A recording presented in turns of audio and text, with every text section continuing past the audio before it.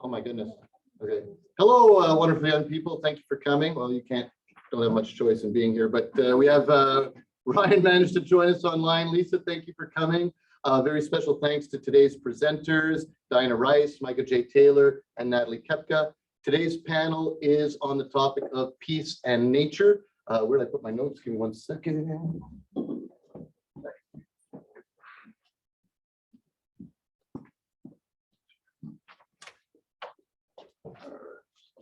So this is Peace 365. This is a complimentary course for everyone in the college. And so we have students from different disciplines, which makes for a very exciting course. There's different views and different understandings and different ways of seeing things. And we have 3 panels a year: peace and self, so understanding the relationship of peace with oneself, peace and other, how do we relate well with one another in a peaceful, harmonious way, and finally, peace and nature. Obviously, nature, that which sustains us all. And without peace and nature, well, peace and other and peace and self really don't matter, because we wouldn't even be around. So Diana's going to get us started. She's going to talk about the equitable environmental sustainability. The reading that the students were assigned was a chapter that she wrote, which was absolutely awesome. Thank you very much, Diana. Hats off on that wonderful chapter. Micah from CRLT. Diana Rice is our Peace Center coordinator. What's your full title, Diana? Oh boy. So Peace Center coordinator and community, or coordinator of the Dawson College Peace Center and community life.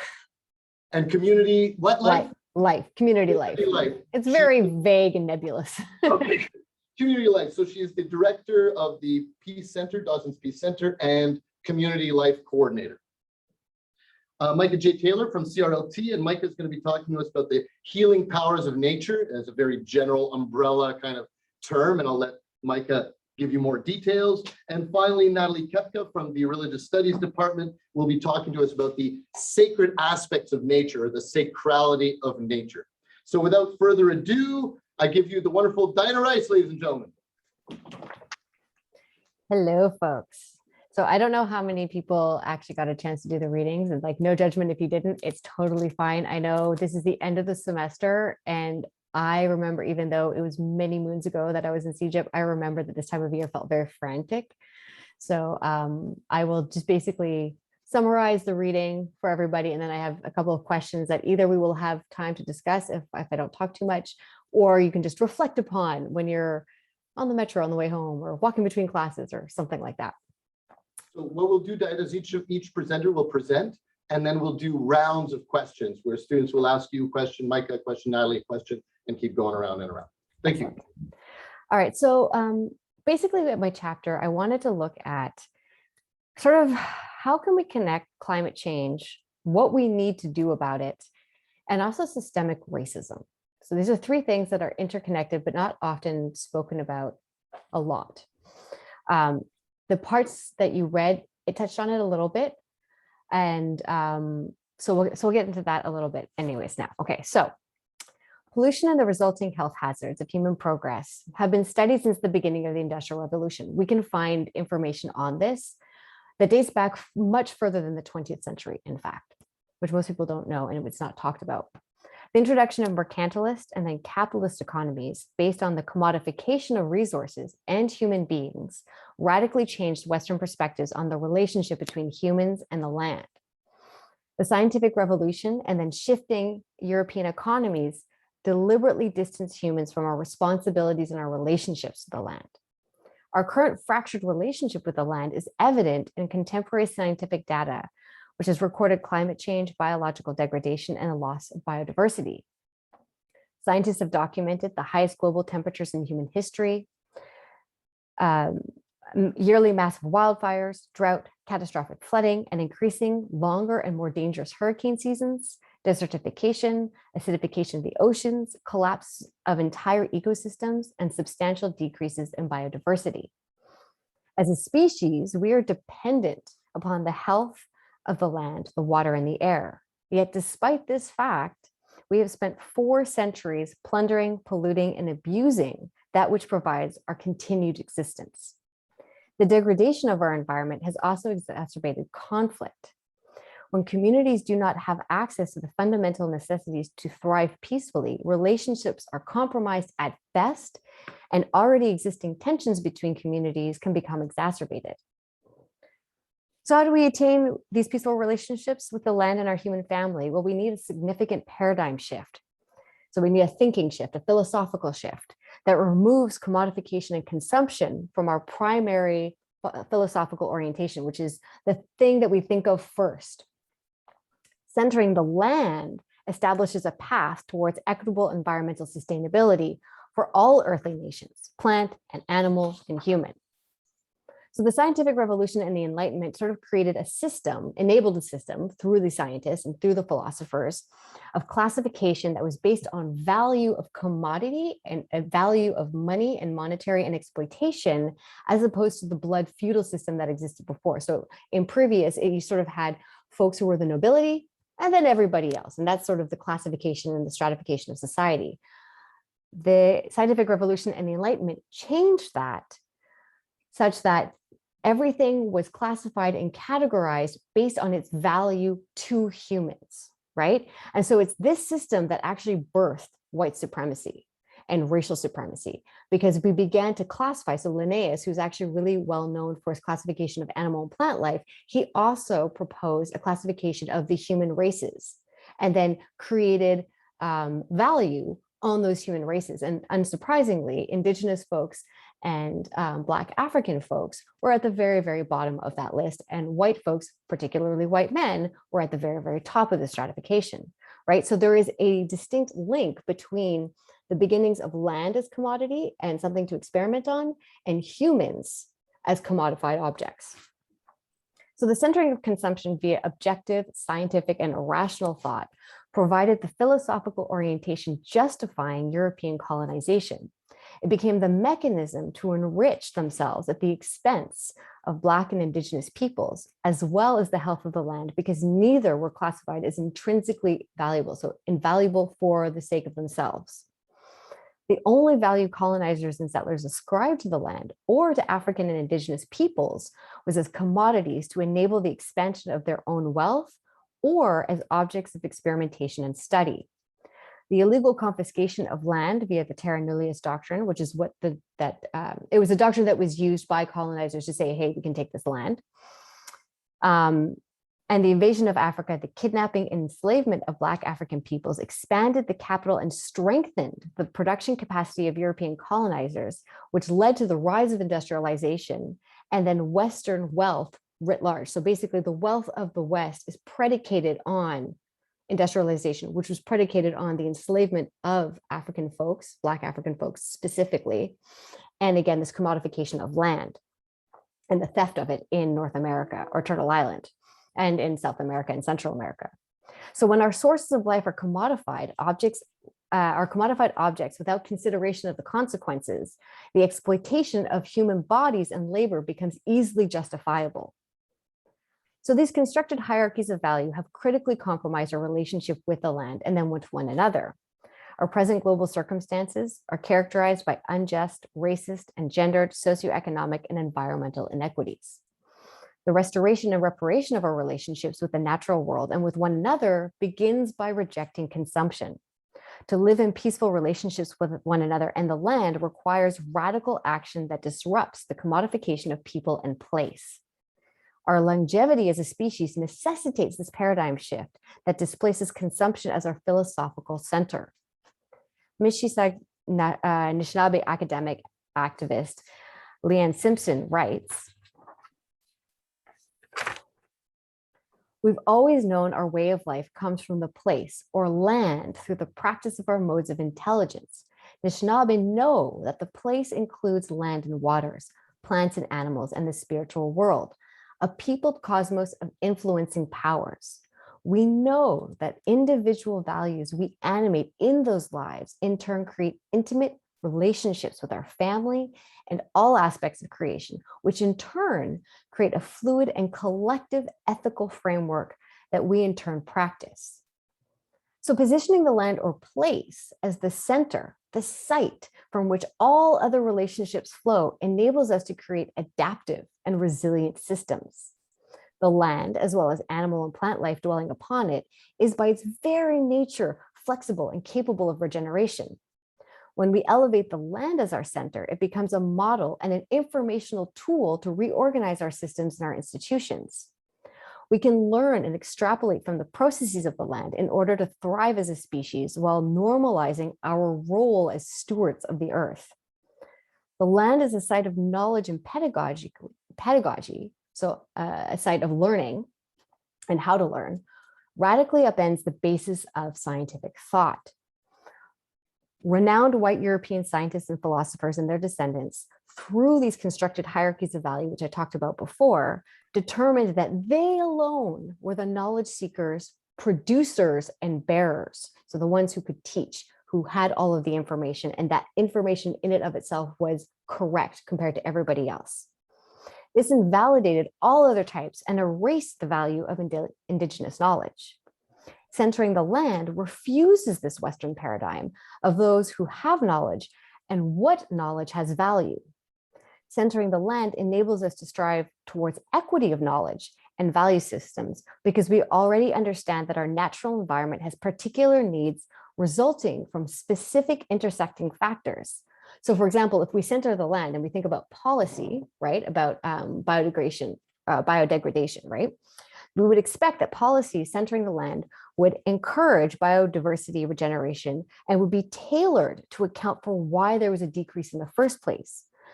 We would take into account the climate, the geography, the capacity to respond to the issue by community or nation state affected, as well as the opportunity costs of one strategy versus another. Centering the land leads us to equity. Equity forefronts flexibility, resilience, and empathy to the lived realities of people and place. So land as the center forefronts a philosophy of ethics, empathy, and interconnectedness. When humans center the land, it orients human-to-human relationships to be reciprocal, equitable, and empathetic. When the land centers your world, there is a natural vested interest in maintaining the health of the land. Removing humans from that center and our consumption of our worldview contests hierarchies that establish a system of categorization, which determines who and what has value. It enables value to be disconnected from commodification and freed from these hierarchies that determine who and what is greater or lesser than something or someone else. Centering the land develops reciprocity between ourselves and the natural world, as well as human-to-human relationships. Equitable environmental and community sustainability follows naturally from a land-based model. In order to decolonize ourselves and the natural world from a consumption-first ideology, we need to reorient this philosophical center.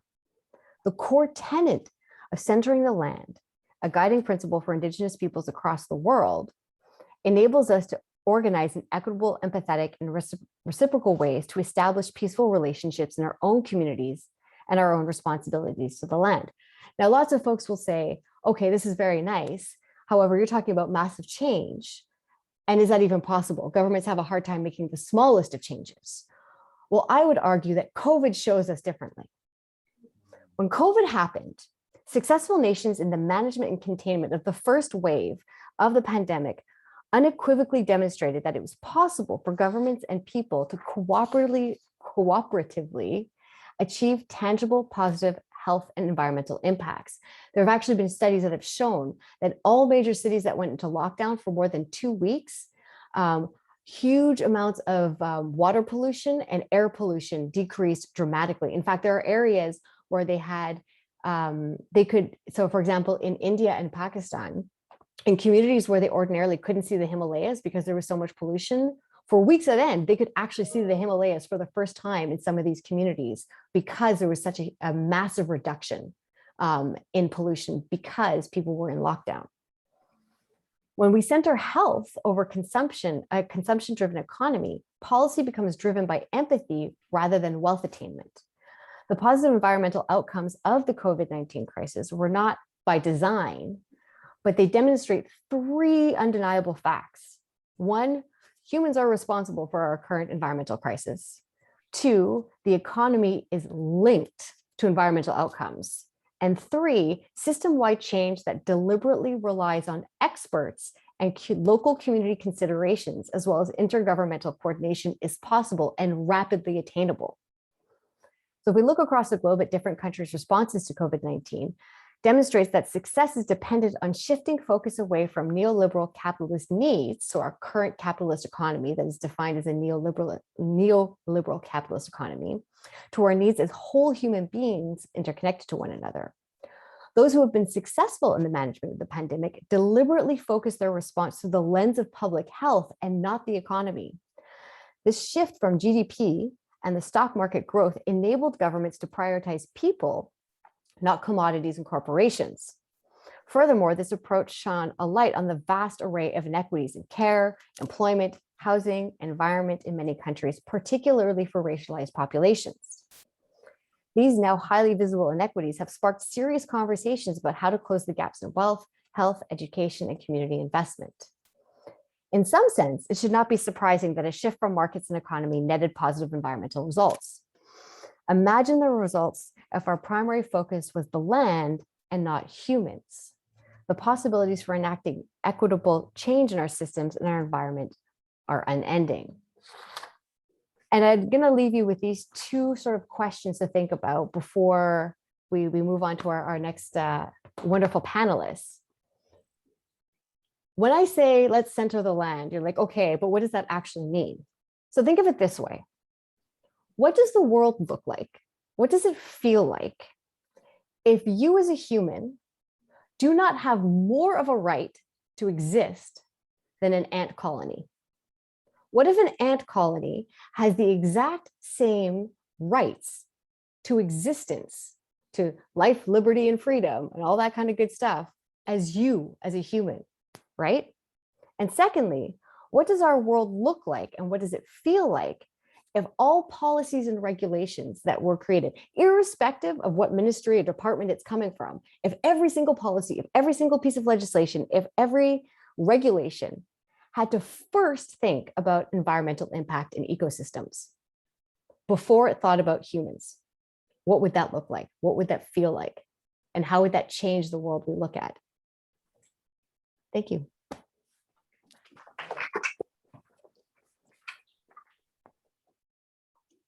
Other than humans, excellent. Thank you very much, Diana. That was fantastic. Our next presenter will be Micah J. Taylor. Micah, the floor is yours.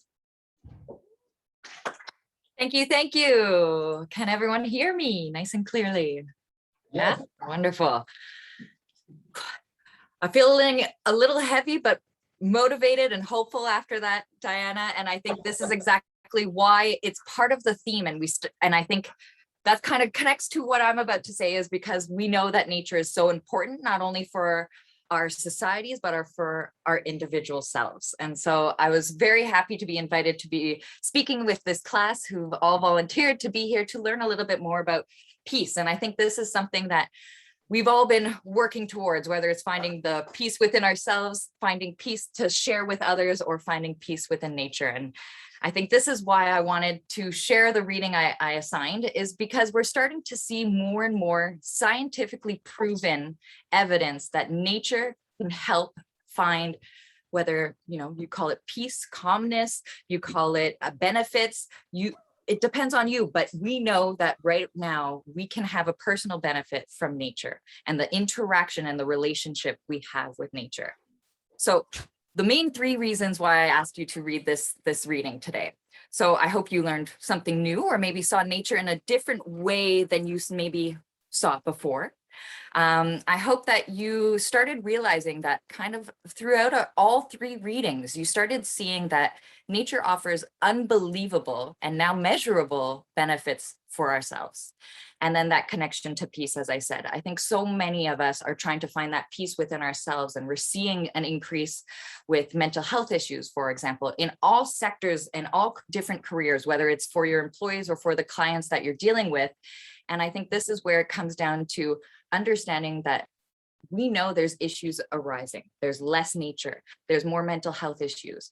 And what is something that we can do to help, or provide, or tell people and show them resources? Well, it's nature.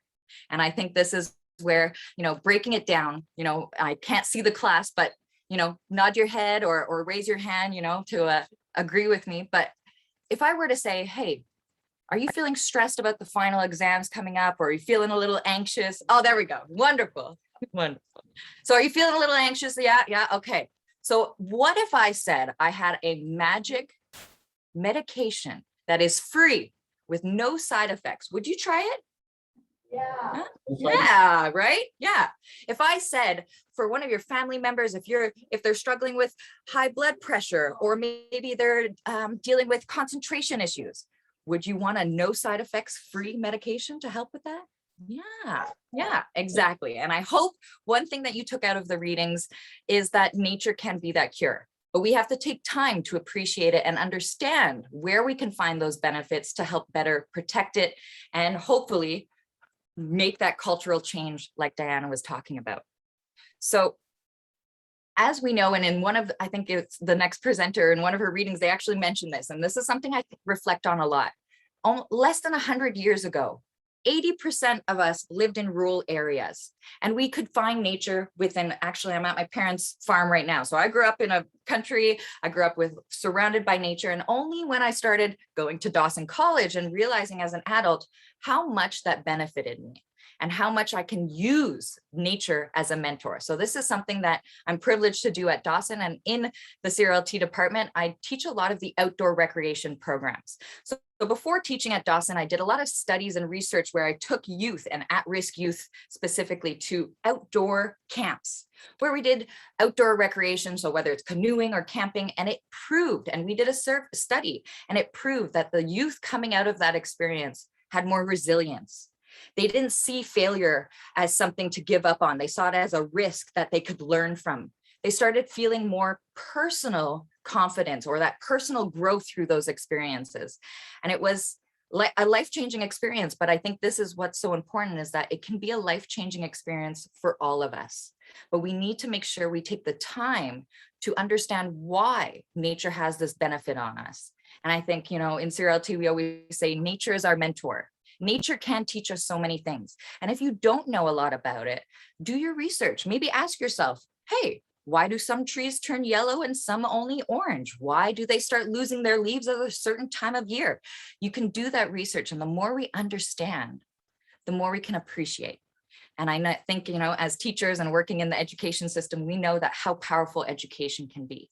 And with more awareness, more change can happen. And I think this is where I start seeing youth of all ages starting to experience a little bit more of those benefits in nature and starting to realize, hey, this is important to incorporate in my life, because it's those little things that make a difference. Whether you're, as an adult going for a cross-country ski and feeling like that kid again, exploring and discovering and having that sense of curiosity again. And I think this is important to kind of connect with sustainability. And what all this theme is we know that, and actually one of the things that we talk about a lot when it comes to nature, especially in CRLT or at Dawson, we talk about sustainable happiness. So we know, or hopefully, your goal is to be happy in life. Your goal is to be satisfied with your life. And one way to do that is to incorporate and maintain sustainable and nature-based programming or practices in your life. And so to break it down on an easy level is the more you're happy and know that your actions are contributing to the environment, or for example, your sustainability actions, you're doing something good for this planet, you're going to feel good about that action. And it's going to improve the way you feel about your life and your life satisfaction. So we know now, it's proven that the more sustainable you are, the happier you will be. And I think this is a key element in whether I'm working in the healthcare system, in education. We know that this tool is there, and we want people, and everyone wants to feel satisfied with their life. Well, one way to do it is to make sure that our actions are towards not just ourselves, but to the place that we live in, and giving back to those things. So I'll encourage you to, stop and smell the roses every now and then. Think of those little actions that you can do on your daily lives. So whether it's taking advantage of that beautiful peace garden at Dawson we have, and going for a little 20-minute walk before your final exam coming up, making sure you look up at the trees to see if there's any birds in them, instead of just walking through with your head down.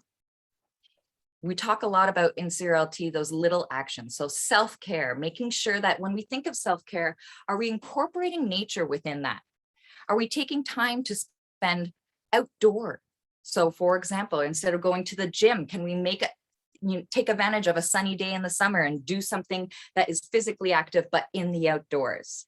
A lot of us do projects where we give back, but maybe we can give back thinking of, hey, how can I improve the well-being of all? And Dawson's mission is improving the well-being of all meaning not just humans, but plants, animals, and all living things. And we know that that interconnectedness, if we have this beautiful peace garden, I know that we're giving back. We have more birds that we've never had before in downtown Montreal because the peace garden exists. So there's a direct link of the more initiatives we have to increase biodiversity, improve our environments, to incorporate nature or create space for nature, the more we can feel good about our actions, and it will improve our well-being and satisfaction. So I'll leave you off with kind of a saying that we say in CRLT all the time, and it's Friday. So your homework or your challenge is this weekend. Take time to play. It's raining outside, but there's still lots of things. Did you wake up and say, oh, it's a rainy day? Or did you wake up and say, well, at least we had a beautiful week and the trees are getting water today.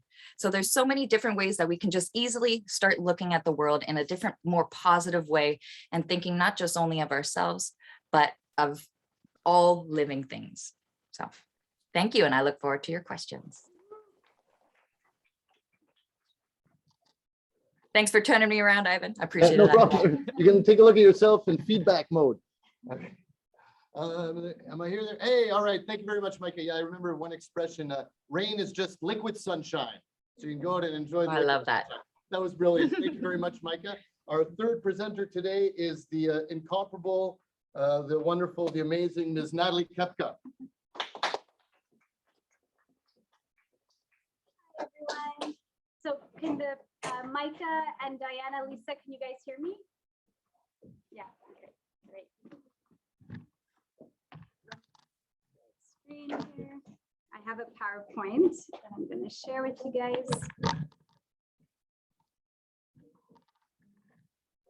Okay. Diana, can you see the PowerPoint? Okay, great. Hi, everyone. I'm so happy to be here, and thank you, Diana. Thank you, Micah, for those two awesome lectures. So today I'm going to talk to you guys about the sacred cow in Hinduism. So I know some of you who've perhaps had me in a course before, Alessandro, this is review for you. Some other students who may have had Ivan before.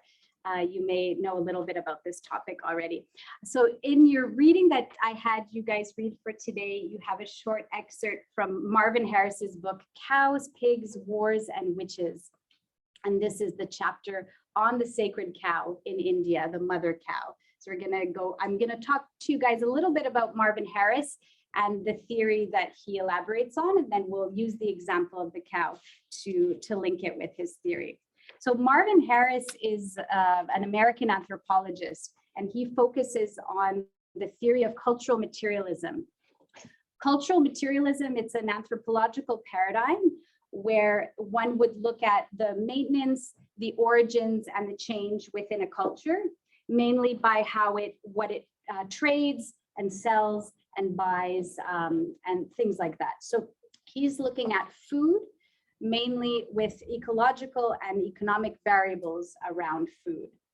And when he looks at all these patterns of behavior, he says that no matter how bizarre they may seem, there is always something very identifiable and intelligent behind it. So there's these identifiable sources, and this is what we're gonna get into with why cows are considered sacred. Okay, so here's a picture of Marvin Harris. So he's a cultural materialist. And here we're going to look at, like I mentioned, why are cows considered sacred and why are they seen as unyielding givers and providers. Now, when people say cows are sacred, cows are deified within India, usually the conversation just stops there And then today we're going to consider the materialist reasoning behind it. And, you know, it's not just because they're beautiful, although cows are beautiful, it's not just because they're beautiful that they're therefore sacred. So we'll see that Harris, what he does here is he gives some significant reasons that are tied to survival. So we'll look at the functions, which is what you guys had in your reading. Okay, so let's look at these functions. So by not eating a cow, this has to do with the economic cost benefit. So really the contribution to the infrastructure itself. So we're going to look at a few of the functions that he goes over in the reading, right? So one can simply eat their cow and consume the meat, for example. But as you can see through this list here, if you don't eat the cow and you keep them alive, they can support you and your family in so many ways. So number one, plow. So in this case, you wouldn't need a tractor. Your cow would be your plow in the fields, for example. And not only the one cow, but then think of the cow as like a tractor factory, right? Because they're going to have, you know, produce more plows for your fields. Another thing that Marvin Harris gets into is transport. So this would be, for example, to get you to and from the market. Okay, milk as well is a key part in the Indian diet. Cooking fuel, fertilizer, and building floor material. Now we know that cows produce an enormous amount of organic matter, right? So all of this cow manure can be used in so many different ways, namely cooking fuel. And what's really interesting about cooking fuel is it provides a even flame where you could literally start cooking, walk away, come back hours later, and your food is not burned. So it's an incredible cooking fuel. Fertilizer, of course, to keep the crops growing, and also the manure could be used as building floor material. So he goes into detail in the excerpt that you guys have for today. Now, as you can see, all of these things, they outweigh the benefit of having meat, right? So if you kill your cow, for example, right, you're losing all of these things. And one criticism that he elaborates on is that people will criticize, why wouldn't a family kill their cow during a drought or during, for example, a poor crop yield, right? They'd rather starve than eat their cow. But what happens here is that if you do consume your cow, the meat of the cow, then you'll survive for a couple of weeks. But once that drought is over, once that dark time is over, right, you're left with nothing. So that's what I mean, how all of these benefits, this outweighs the benefits of eating meat. So during those dark times, essentially the cow keeps you alive. So let's look at the comparison he makes with this example and consumption of meat in the West, where he goes into the concept of wastefulness. Now, in the West, we see that the industry of meat and dairy, it's very economically efficient, right? So factory farming and these industries are something that, has a huge profit margin, right? But something could be economically efficient and very ecologically inefficient, right? So this is where by ecologically inefficient, I mean it's harming the environment, right? So this kind of coincides with what Diana has in her article. Now, I'm just going to read you a short line from the text about wastefulness, where Marvin Harris, he talks about wastefulness in the context of a North American context. And he says that wastefulness is more a characteristic of modern agribusiness than of traditional peasant economies. And under the new system of automated beef lot production, so this is in the United States that he's talking about, the cattle manure, it not only goes unused, but it's allowed to contaminate the groundwater over wide areas, and it contributes to the pollution of nearby lakes and streams. So this is an example of, the goal is to try to unite these ecological and economical theories in order to become more sustainable, right? And in this passage on wastefulness, you could see that there is little room for waste with this example that he gives with the cow. So I have one more line I wanted to read you about cow love. So when he's talking about the sacred Hindu cow, he uses the term cow love and how it mobilizes the latent capacity of human beings to preserve in a low energy ecosystem where there is little room for waste. Okay, so I think that's really something that can describe this economically efficient, whereas something can be ecologically inefficient. Okay, so here's a cow that we met in Hampi in Karnataka. So that was some. We frequented this restaurant daily, and the cow would come every day to the chef to get his rice patty for the day, what's called idli. So this cow arrived at the same time every day. The chef would come out and feed the cow. Okay, so some concluding thoughts. We see that this sacredness behind the Hindu cow, it's really stems from a very practical, hence the term materialist reasoning, right, behind it. And not only does the mother cow bring and sustain life, but Hindus venerate cows because they are the symbol of everything that is alive, right? Because they are seen as that unyielding giver, unyielding provider, and they would support your family, right, through good times and bad times. And I think that the term sacred, right, it has some religious connotations, but we could remove those religious connotations and use the word sacred in a very different way, as Harris has done here, right?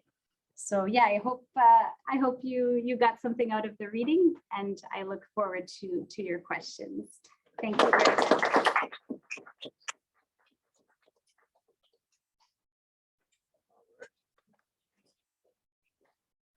Thank you very much, Natalie. That was wonderful. All right, let's just go through. So we'll do our rounds of questions. Natalie, you can stay up here. You can come on. Let's figure out this thing. So thank you very much to our presenters. Thank you, Diana. Thank you, Micah. Thank you, Natalie. We'll now do some rounds of questions. Do I have a question? I think we'll just go straight to the students and hear what the students have to ask. We'll start with the Diana. Who's got a question for Diana? Right over here. Kale. I'm going to be the cameraman.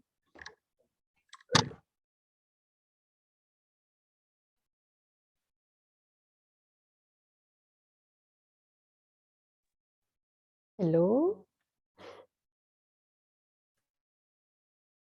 Your default microphone is changed to microphone Logitech webcam and will now be used. Okay, what if I move back here? Is it some sort of I can't see, but I can hear. If that... Okay.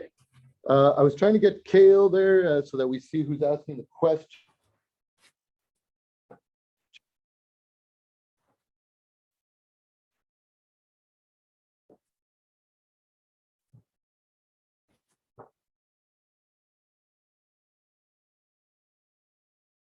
I don't know if we got, hello, Ivan? Oh, I don't know if that's a good sign or not. Did we get bumped out of the room? No, because I'm the host. In the discussion. Go ahead. I'm the host, so we didn't get bumped out. You are but- the host. But Okay. they might have okay. gotten disconnected. I'm not sure. Okay. All right. Although he still shows, so I don't know if like the camera.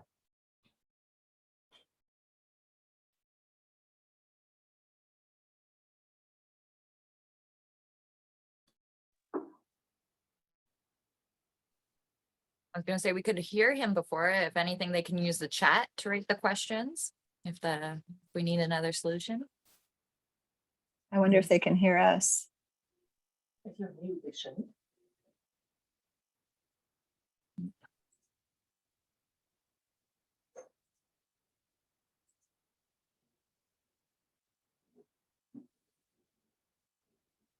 Hmm.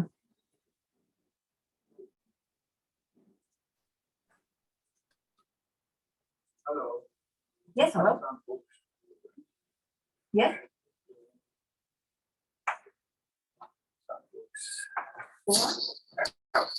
Oh, that's me. Thank you so much. I think. Oh, we can see now. That's good. Can you guys hear us? We can see you finally.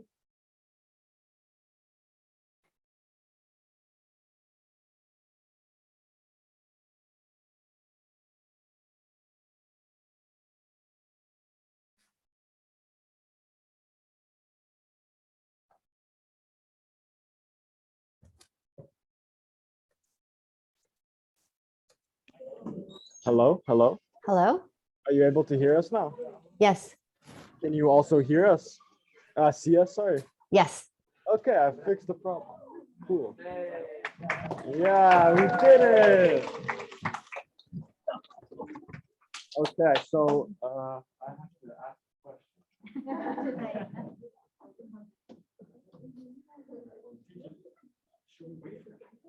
No, it's okay. You can go ahead, yeah. Hear me from over here? Yes, just speak and we're good. Okay, so hypothetically, would you say that an anthill has more of a right to exist than us humans, as they don't have a negative impact on the world around them? I don't think it's about more or less. I think it's about equivalent. Like the whole idea is particularly, I'm gonna say specific to Western, like Western European descended and Western philosophy. Our whole idea is that humans are the central focus, right? Like we are the first thing that we need to think about when we make our decisions, right? And then we can get to, there's a whole conversation about the individual versus the community, but let's just say for now, humans first.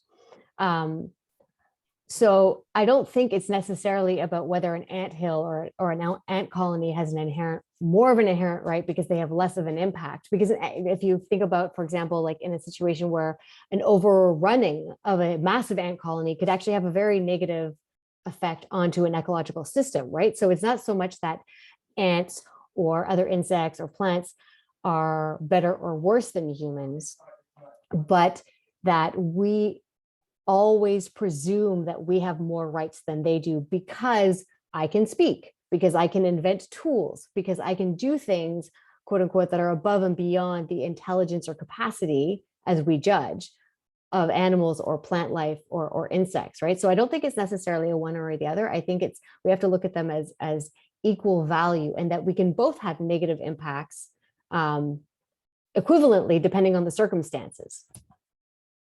Excellent question. Thank you, Diana. I guess there we go.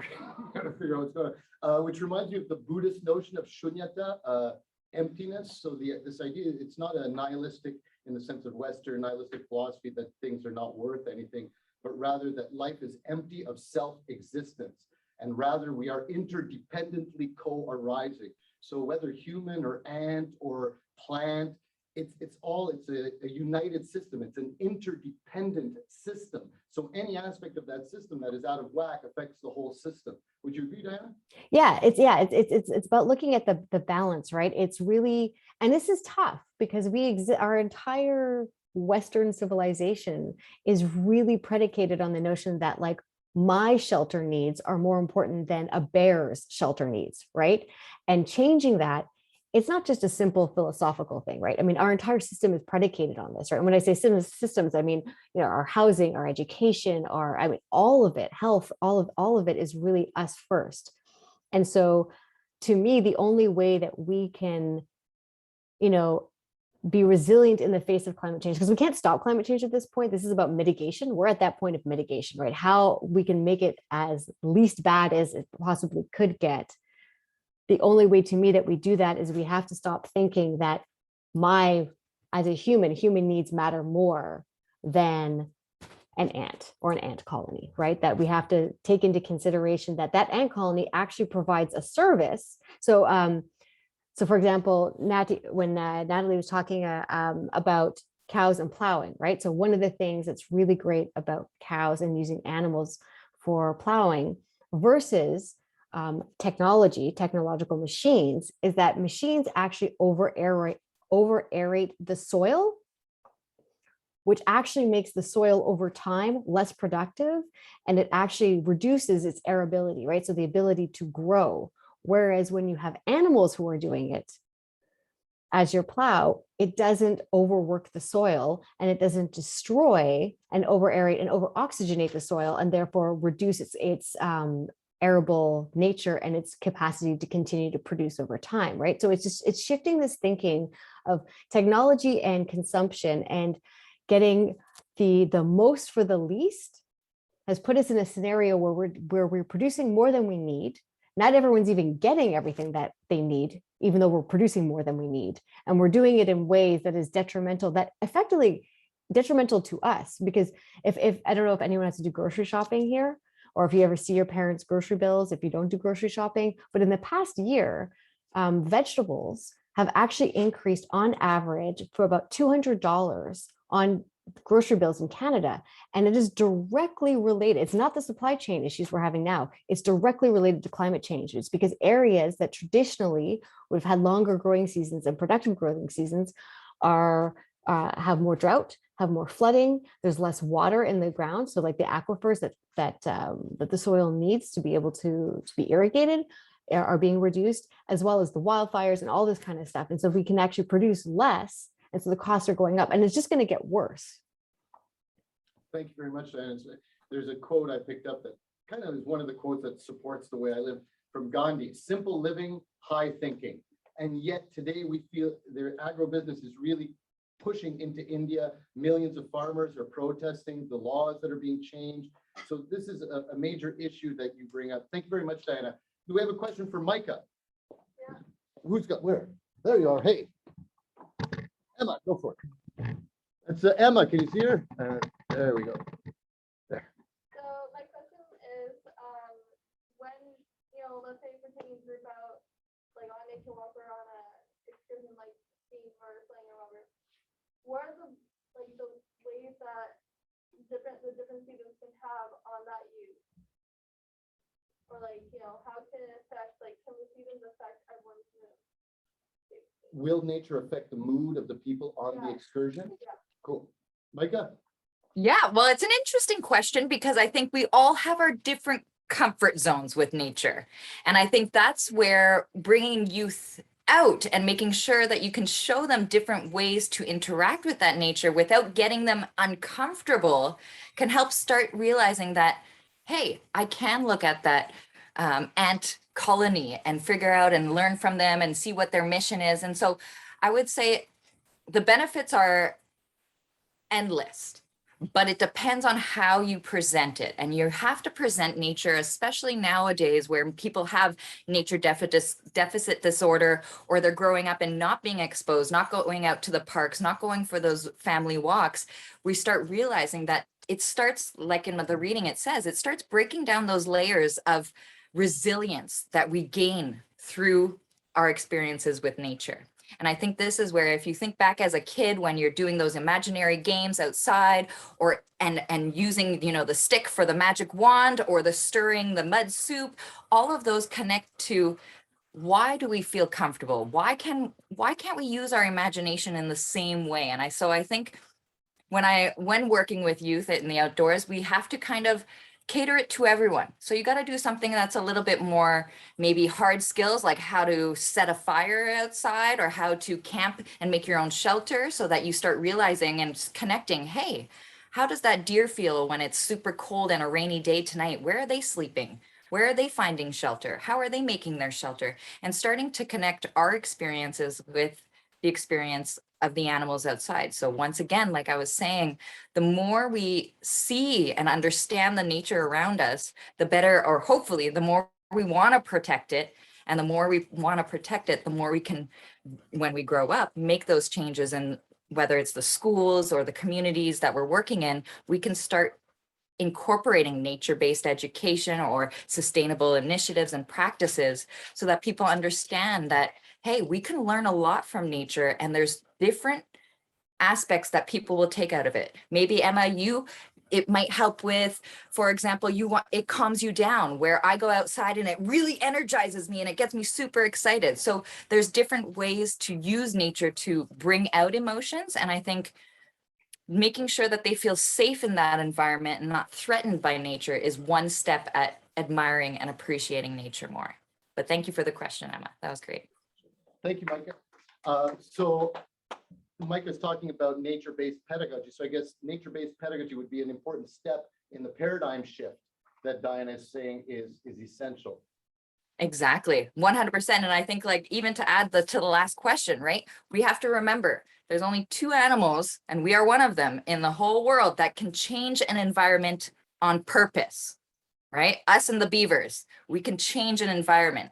That ant colony cannot change an environment that will exploit our benefits. So this is where we have the knowledge, and it's our right to make sure that we don't exploit those other species. Thank you very much, Micah. Do we have a question for Natalia? Yes.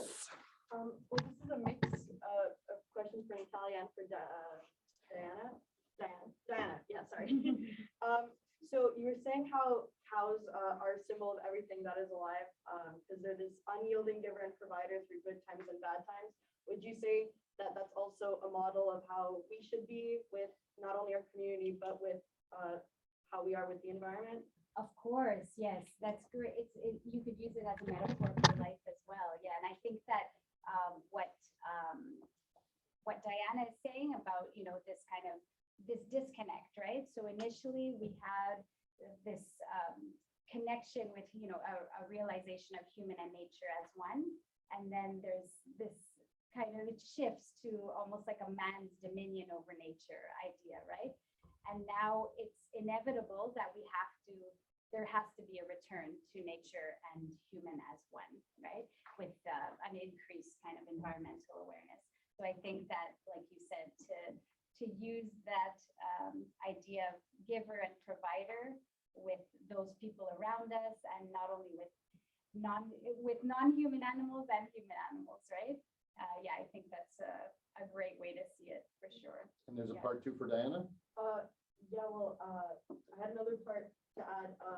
So because, like, as was said, like, beavers and, us, we have that ability to control the environment or affect it in some way. So would you say that, like, all species aren't necessarily equal, but we have a responsibility as having that power to be responsible for those that aren't of equal ability as us?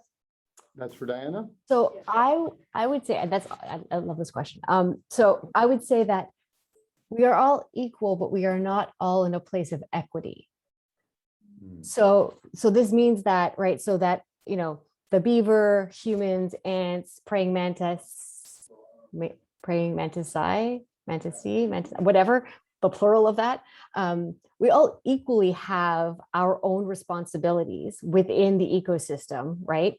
And to one another. But from an equity looks at where we all stand relative to one another, right? And our experiences. And so because humans have the capacity to make environmental change, right? And affect the environment through technology and different kinds of tech. And when I mean technology, I don't necessarily mean something with a computer chip. I mean, the most basic of tools, a flint is technology. An arrowhead is technology. So we have the capacity to make tools.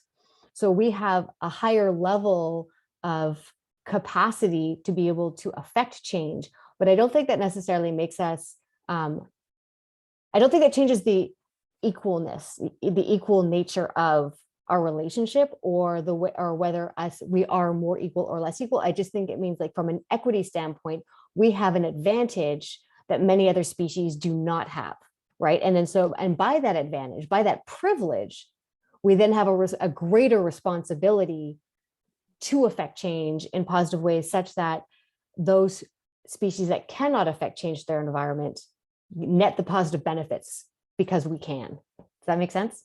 Yeah, for sure. Thank you. Excellent. Thank you, Diana. As Uncle Ben told Peter Parker, with great power comes great responsibility, right? Excellent. Do we have a question for Micah?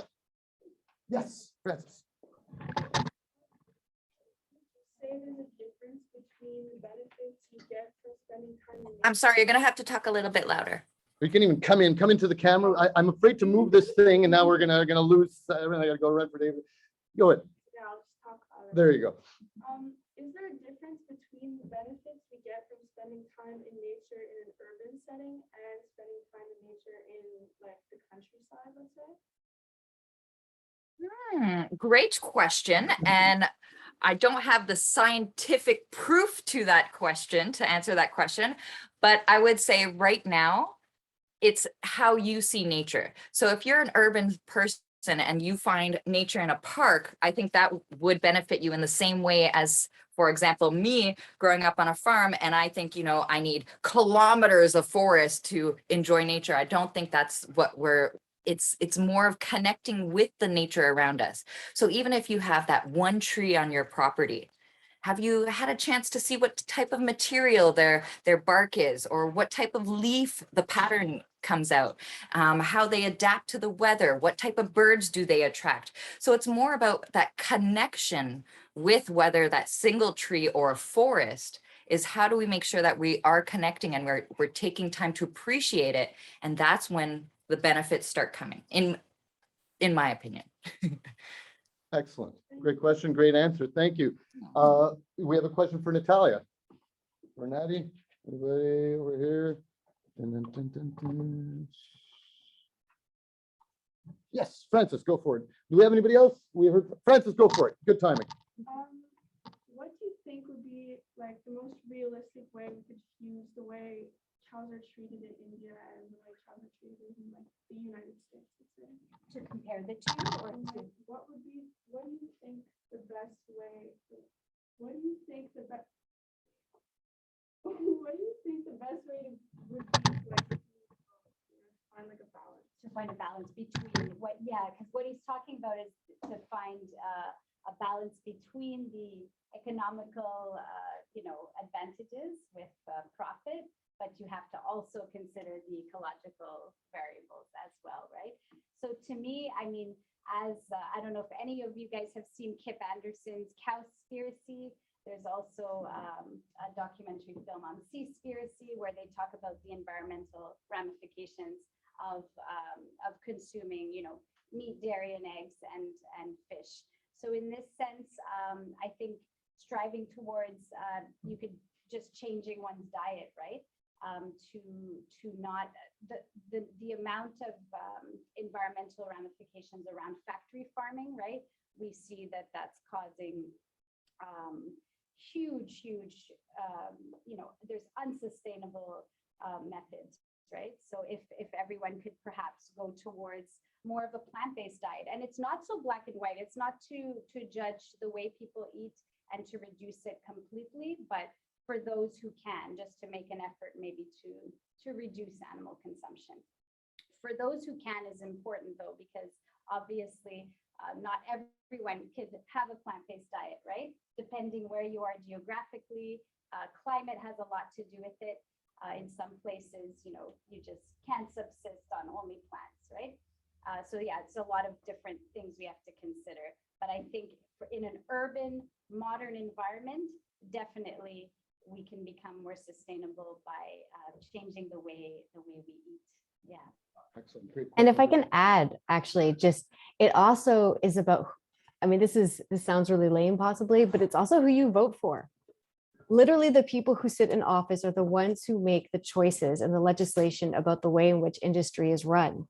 If tomorrow we had people in Parliament and in l'Assemblée nationale who decided that our agricultural industry was unsustainable and that we needed to find a different way to be able to mass produce, mass yield animals, and say, like, pretend we can't get rid of it, right? Let's just say we still have to have some form of a large scale animal husbandry industry.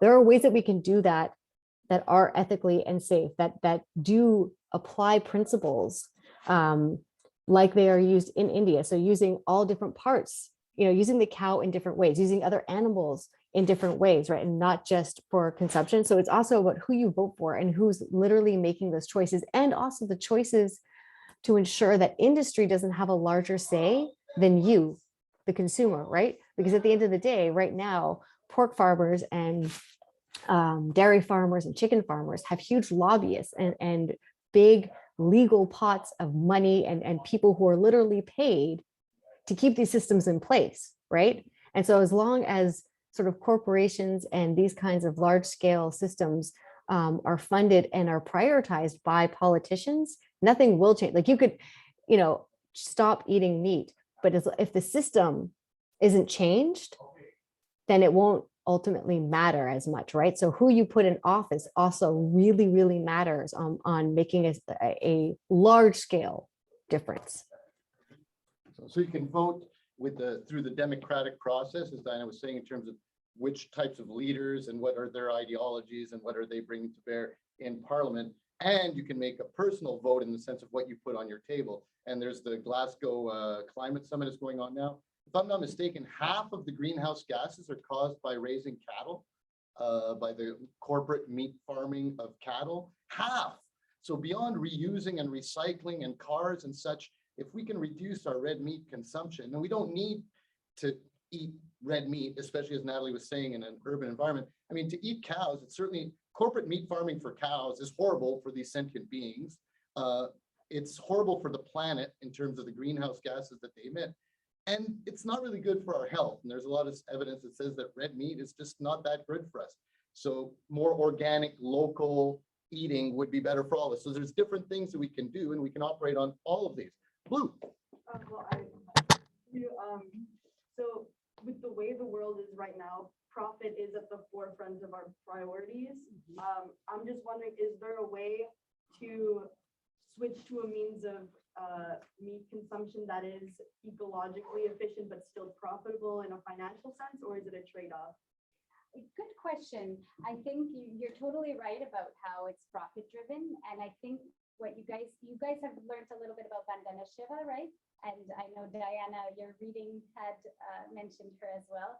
So Vandana Shiva, she talks about the danger of mono agriculture, right? And she's saying, like, for her, I mean, she's coming at it from because she's using India as an example quite a bit. So she's saying we have to go towards a plant-based diet. There's no other way, mainly because what's happening is the crops have become so deficient, right? And a lot of the grain, it's ironic, but the grain is used to feed the cattle, right? So there's a food justice issue there as well. So from her perspective, and I think I lean more towards what she's saying, that we have no other choice but to reduce it significantly, but of course it's important to note that it's for those who can, because you can't just make these generalizations that we all must go plant-based, right? But I think that the dangers of a monoculture, mono-agriculture, this is where we need to focus on diverse agriculture, right? And diverse agribusiness. This is the key as well. Yeah. So that would be like, so profit, because I was asking more like, you would have to sacrifice profit in that case, because I'm wondering, like, people are factory farming because that's the way they make their money. That's the way they make a living. So I'm wondering, what would they do? What alternative would they have in a job sense if they were to, if the world were to move towards a more ecologically efficient means? What can they do instead, you mean? Yeah, or just, is there a way to, stay profitable and still be ecologically efficient? Yeah, I think on that scale, the way the factory farms are run, I think they can't be ecologically efficient. I think there has to be a significant change. But in terms of, what jobs would they have instead of that? It's a good question, right? Because definitely, they have some skills that would be beneficial to society. I'm not sure. If I can jump in quick, that just one, if you scale down, you can, like, individual small scale farming still makes profit. It's not the same level of profit, but there still is profit. And secondly, farmers in large scale farming productions don't actually make that much profit. The people who make the profit are the ones who are purchasing the large scale conglomerates. So for example, Maple Leaf makes the profit off of mass scale chicken farming, not actually the chicken farmers, right? So it's like this very complicated system where it's not even a direct farmers are making all of the money. It's actually these larger corporations that are making the money. And then farmers are getting, frankly, not even a huge chunk of it. And often spend a huge chunk of their careers in debt, and they actually end up making their money when they sell their farms at the end of their careers instead. So it's a super complicated issue. So like, yes, you can still make profit, but the margins are much smaller and your farming has to be much smaller. So sorry. No, it's good. It's good. Is the way that is right now kind of like how Uber Eats will take 40% of the profit that a restaurant will make whenever you buy from that? So is it kind of that's the idea behind it? Exactly. Okay. Very good. I see Lisa has a question, then we'll go to Madison. Lisa? Thanks. No, this is such an amazing discussion. I'm really, really intrigued by all the three speakers, and the questions from the students are just fantastic. So Ivan, once again, great panel to put together for your class. It's amazing. But I just wanted to share that, you know, it's kind of a disturbing fact, but last week in my QM class, we were doing searches around the world for our world in data. And one of the things I had them look up was meat production. And I just wanted to share this fact that on average, or in the last 10 years anyway, last year, I think it was 2018 maybe, 80 billion farmland animals were killed for food production. So 80 billion just farm. And if you included aquatic animals, you're at like 1 trillion aquatic animals in 1 year. So it speaks to the scale of this. And what you're saying, Ivan, is exactly right with the pollution that it causes. And anyway, I just had that fact kind of fresh in my mind. And when you look at the numbers, they're just mind-boggling, because the other thing is that meat production it is not distributed equally around the world either. It's going to the wealthier nations. And there's when you start looking at the data, which we did in class, between the wealthier nations and nations that don't, I mean, most people can't afford a balanced meal. I could go on, but it just made me think of that data. I've got it fresh in my mind. So, but thank you for this. This is amazing. Good. So 80 billion farm animals. 80 billion land animals a year are killed for food consumption. To satisfy the taste sensations of the wealthiest at the environmental expense of all of us. Wow. Yes, it's quite hard to comprehend, especially when we know that it's not the 8 billion people in the world that are getting the meat. It's maybe a quarter of that, you know, so it's something yeah. Certainly a wake-up call. Thank you very much, Lisa. We had Madison had a question. Micah.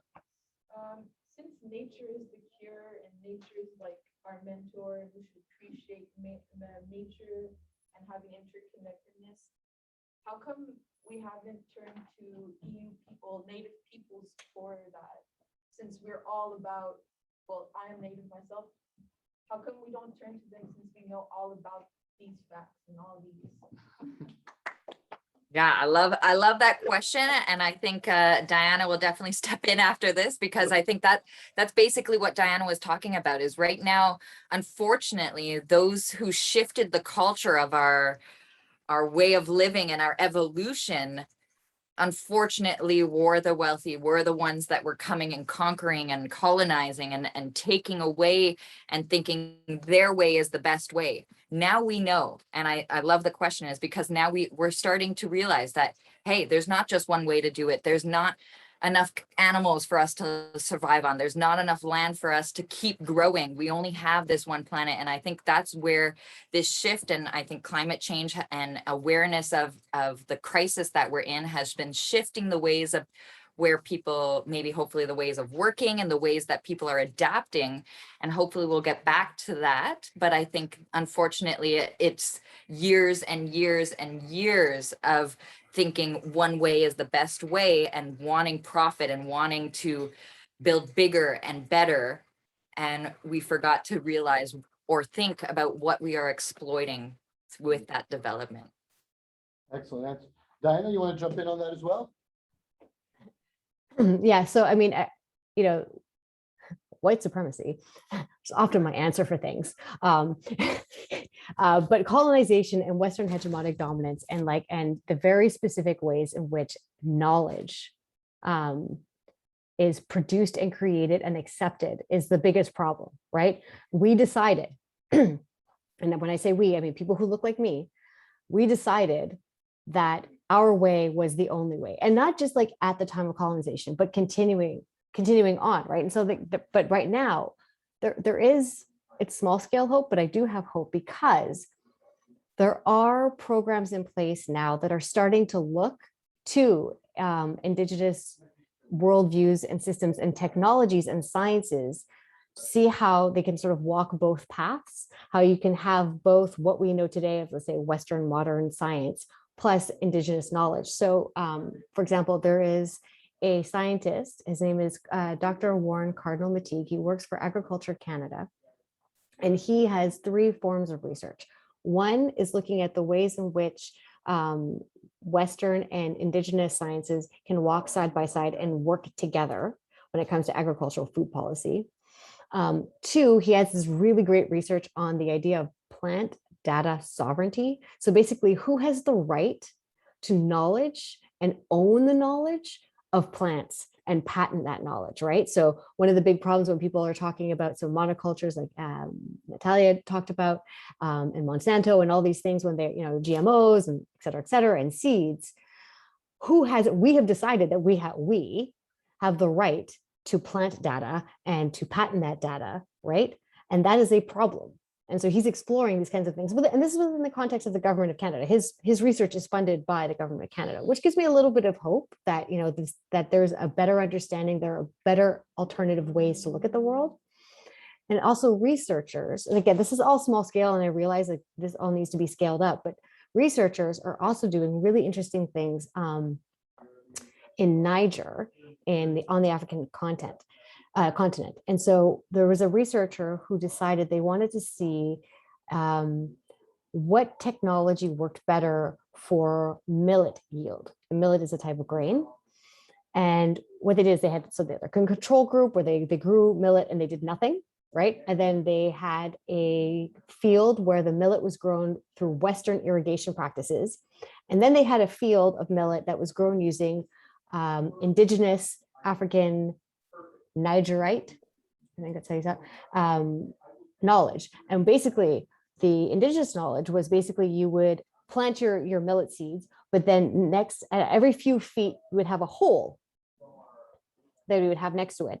And then as the rain would come, it would fill up the hole, and then the plants would only take what they needed, right? Rather than a constant schedule of irrigation that actually is really bad, because sometimes it can over irrigate the crops, as well as take water from underground, which is absolutely needed for wells and for all kinds of other things, and for the natural health of the soil.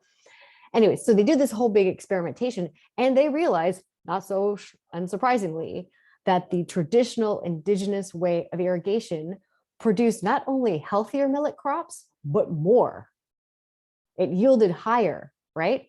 And so researchers are now starting to introduce this into sort of the academics and into the world. And I hope that continues. And to lastly say that it is important for us to all recognize that looking to Indigenous knowledges isn't about appropriating or taking or assuming that it's ours. What's important and necessary is to recognize that it has value and that we can learn from it, but that's not something that, that just often happens where just appropriation occurs, right? It's about learning from and valuing equivalently and recognizing when there is knowledge that is better than your knowledge, and recognizing that and using that knowledge. Excellent. Well said. I think Natalie and I were talking last night about sacred. What does it mean for something to be sacred? And if we take the religious aspect out, for something to be sacred means it's important and deserving of respect. So to recognize the importance of this knowledge and to respect this knowledge is key in, I think, in this paradigm shift, which you so well mentioned. Madison, is that good? Yeah. Do we have any other questions? Yes, Alessandro. I have a question for Natalie. So you said that that Marvin Harris said that cultural materialism is criticized because, like, if, let's say, for example, a family is in desperate need of a cow, so they have to kill it. Would it be criticized mainly because that's one less cow to benefit the whole world as a whole? Oh, it was more in the context of if you have poor crop yields or a drought, for example, the criticism was, why aren't they eating their cow? They'd rather starve during this time and die than consume the cow as meat, right? But what he's trying to get at is if you tough it out, right? If you keep your cow alive during that drought, for example, then after that dark time is over, the cow is going to keep you alive because you have all those functions that we talked about, right? Okay, you mean like So- milking and. Exactly. Okay, So alright. if you were to just simply, eat the cow during that dark time, then you're doomed, right? You have no more, you'll survive for a few weeks, but once that drought is over, you've lost something significant, right? As family support, etc. It's like the Christian notion, you're better off teaching a man to fish than giving him a fish, right? Giving the person a fish is eating your cow, and then you're done. But teaching someone to fish will allow them to last longer. So if you can sustain your cow over long term, you're better off. Great question, great answer, Natalia. Thank you. One of the things I had the students watch was the Mickey Mouse bit in Fantasia. I don't know if any of you remember Fantasia. There's the bit where Mickey Mouse is the sorcerer's apprentice, and the sorcerer is like, he's like, I'm leaving. You just hold down the fort there, Mickey, and just clean the castle. And Mickey didn't want to just clean the castle. He starts incanting and creates all this madness with all the brooms and the mops, and the water goes everywhere. And then only when the sorcerer returns and says, Mickey, what the heck have you been doing? Stay cool. And he solves the problem. So to me, this kind of Western notion of superiority in all realms, we are Mickey Mouse. And we keep thinking that we're going to solve everything. We just need more technology, even though we see that the more technology we have, the worse our lives become in so many different facets. But we keep doing it.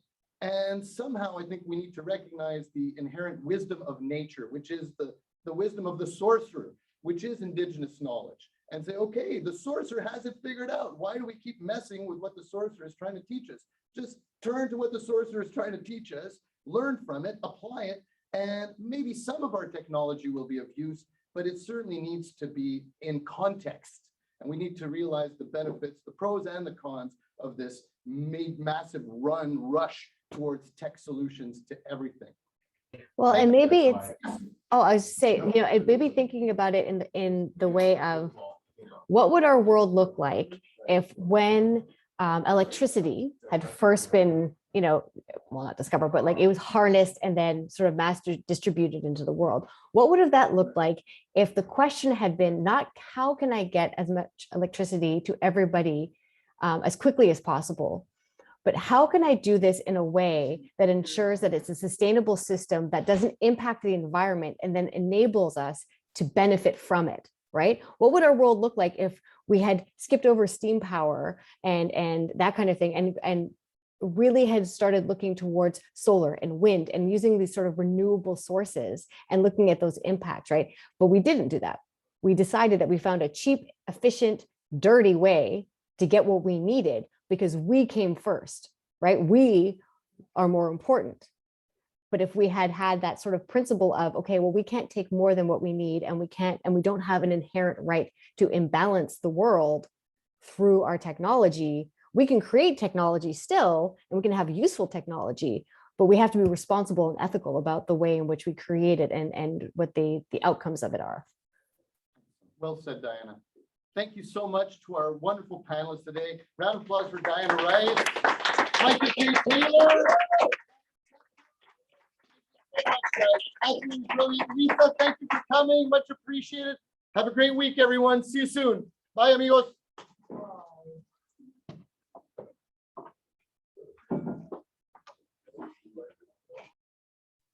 So Diana, we're gonna go for lunch soon.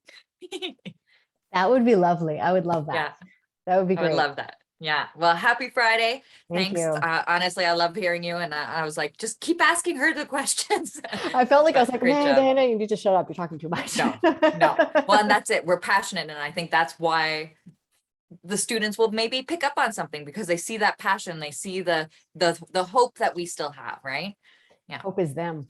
I tell students all the time that the only thing that sometimes like prevents me from going into like apocalyptic like places Doom or is gloom, yeah. them. is like Yeah. seeing them mobilize, seeing them care, seeing them looking at the world and being like, y'all, this is The next bad. We need Exactly, to do something. exactly. Yeah, we can make them become those ambassadors, yeah, and continue. Change the Yeah. world. Revolution. Exactly, exactly. Have a great weekend, Wonderful. Micah. You too. Take care. Bye. Bye.